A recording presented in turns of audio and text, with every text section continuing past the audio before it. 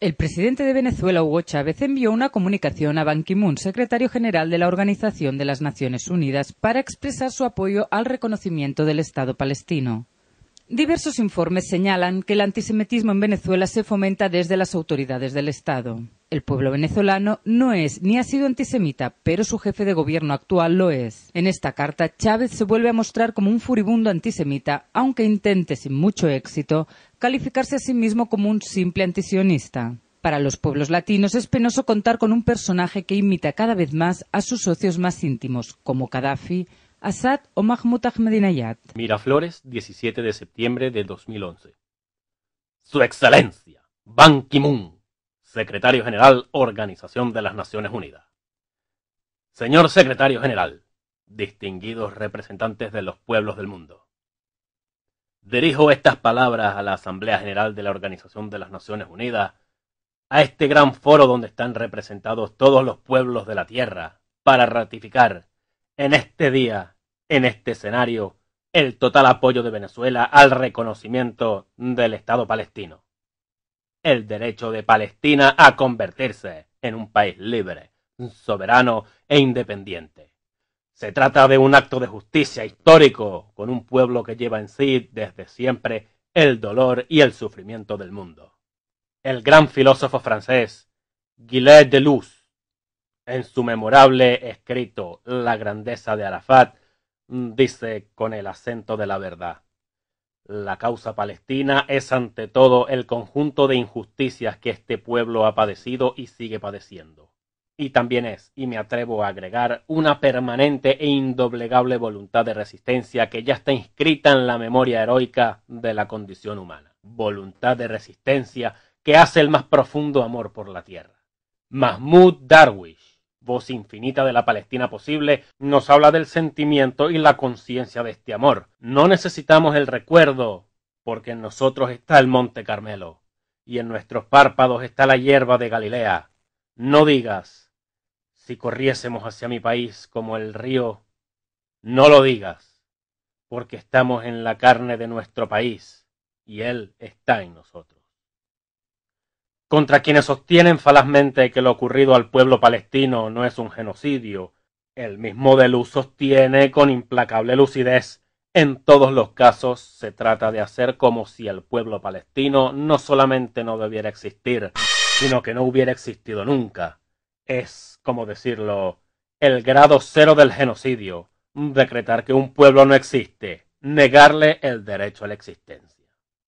A propósito, cuánta razón tiene el gran escritor español Juan Goytisolo cuando señala contundentemente: la promesa bíblica de la tierra de Judea y Samaria a las tribus de Israel no es un contrato de propiedad avalado ante notario que autoriza a desahuciar de su suelo a quienes nacieron y viven en él.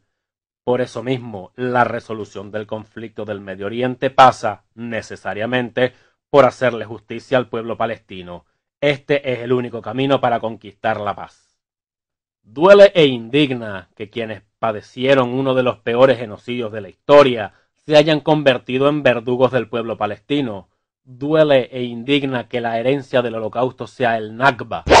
E indigna, a secas, que el sionismo siga haciendo uso del chantaje del antisemitismo contra quienes se oponen a sus atropellos y a sus crímenes. Israel ha instrumentalizado e instrumentaliza con descaro y vileza la memoria de las víctimas, y lo hace para actuar con total impunidad contra Palestina. De paso, no es ocioso precisar que el antisemitismo es una miseria occidental, europea, de la que no participan los árabes. No olvidemos, además, que es el pueblo semita palestino el que padece la limpieza étnica practicada por el Estado colonialista israelí. Quiero que se me entienda. Una cosa es rechazar al antisemitismo y otra muy diferente, aceptar pasivamente que la barbarie sionista le imponga un régimen de apartheid al pueblo palestino. Desde un punto de vista ético, quien rechaza lo primero tiene que cometer lo segundo. Una digresión necesaria. Es francamente abusivo confundir sionismo con judaísmo. No pocas voces intelectuales judías como las de Albert Einstein y Erich Fromm se han encargado de recordárnoslo a través del tiempo. Y hoy por hoy es cada vez más numerosa la ciudadanía consciente que, en el propio Israel, se oponen abiertamente al sionismo y a sus prácticas terroristas y criminales. Hay que decirlo con todas sus letras. El sionismo como visión del mundo es absolutamente racista. Las palabras de Golda Meir en su aterrador cinismo son prueba fehaciente de ello. ¿Cómo vamos a devolver los territorios ocupados? No hay nadie a quien devolverlo, no hay tal cosa llamada palestinos. No era como se piensa que existía un pueblo llamado palestino, que se considera él mismo como palestino y que nosotros llegamos, los echamos y les quitamos su país. Ellos no existían. Necesario es hacer memoria. Desde finales del siglo XIX, el sionismo planteó el regreso del pueblo judío a Palestina y la creación de un Estado nacional propio. Este planteamiento era funcional al colonialismo francés y británico, como lo sería después al imperialismo yanqui. Occidente alentó y apoyó, desde siempre, la ocupación sionista de Palestina por vía militar. Léase y reléase ese documento que se conoce históricamente como Declaración de Balfour del año 1917. El gobierno británico se arrogaba la potestad de prometer a los judíos un hogar nacional en Palestina, desconociendo deliberadamente la presencia y la voluntad de sus habitantes. Hay que acotar que en Tierra Santa convivieron en paz durante siglos cristianos y musulmanes, hasta que el sionismo comenzó a reivindicarla como de su entera y exclusiva propiedad. Recordemos que desde la segunda década del siglo XX, el sionismo, aprovechando la ocupación colonial británica de Palestina, comenzó a desarrollar su proyecto expansionista. Al concluir la Segunda Guerra Mundial, se exacerbaría la tragedia del pueblo palestino, consumándose la expulsión de su territorio y al mismo tiempo de la historia. En 1947, la ominosa e ilegal Resolución 181 de Naciones Unidas recomienda la partición de Palestina en un Estado judío, un Estado árabe y una zona bajo control internacional, Jerusalén y Belén. Se concedió, vaya que descaro, el 56% del territorio al sionismo para la constitución de su Estado. De hecho, esta resolución violaba el derecho internacional y desconocía flagrantemente la voluntad de las grandes mayorías árabes. El derecho de autodeterminación de los pueblos se convertía en letra muerta. Desde 1948 hasta hoy, el Estado sionista ha proseguido con su criminal estrategia contra el pueblo palestino. Para ello, ha contado siempre con un aliado incondicional, los Estados Unidos de Norteamérica, y esta incondicionalidad se demuestra a través de un hecho bien concreto.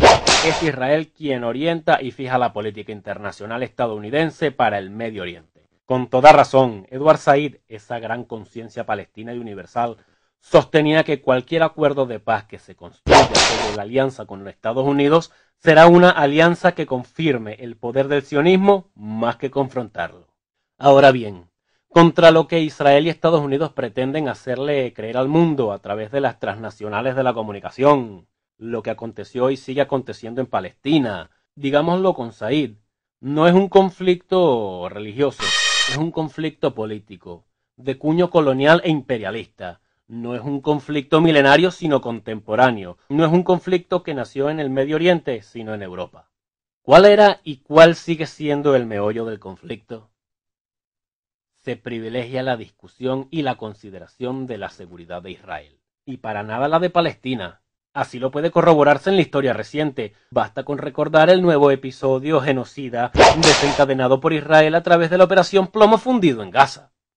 La seguridad de Palestina no puede reducirse al simple reconocimiento de un limitado autogobierno y autocontrol policíaco de sus enclaves de la Riviera Occidental del Jordán y en la Franja de Gaza, dejando por fuera no solo la creación del Estado palestino sobre las fronteras anteriores de 1967 y con Jerusalén Oriental como su capital, los derechos de sus nacionales y su autodeterminación como pueblo, sino también la compensación y consiguiente vuelta a la patria del 50% de la población palestina que se encuentra dispersa por el mundo entero, tal y como lo establece la Resolución 194. Es increíble que un país, Israel, pueda ser tan desdeñoso de las resoluciones que emanan de las Naciones Unidas, denunciaba el padre Miguel de Soto cuando pedía el cese de la masacre contra el pueblo de Gaza a finales de 2008 y principios de 2009.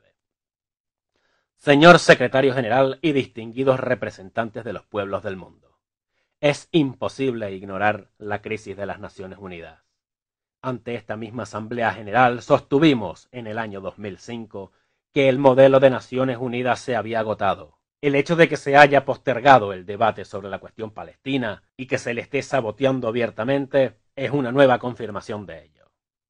Desde hace ya varios días, Washington viene manifestando que vetará en el Consejo de Seguridad lo que será resolución mayoritaria de la Asamblea General, el reconocimiento de la Palestina como miembro pleno de la ONU, junto con las naciones hermanas que conforman la Alianza Bolivariana para los Pueblos de Nuestra América. En la Declaración de Reconocimiento del Estado Palestino, hemos deplorado, desde ya, que tan justa aspiración pueda ser bloqueada por esta vía.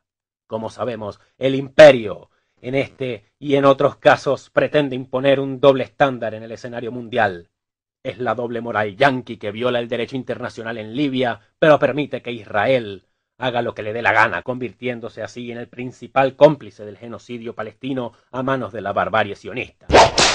Recordemos unas palabras de Said que meten el dedo en la llaga. Debido a los intereses de Israel en Estados Unidos, la política de este país en torno a Medio Oriente es, por tanto, israelocéntrica. Quiero finalizar con la voz de Mahmoud Darwish en el memorable poema Sobre esta tierra.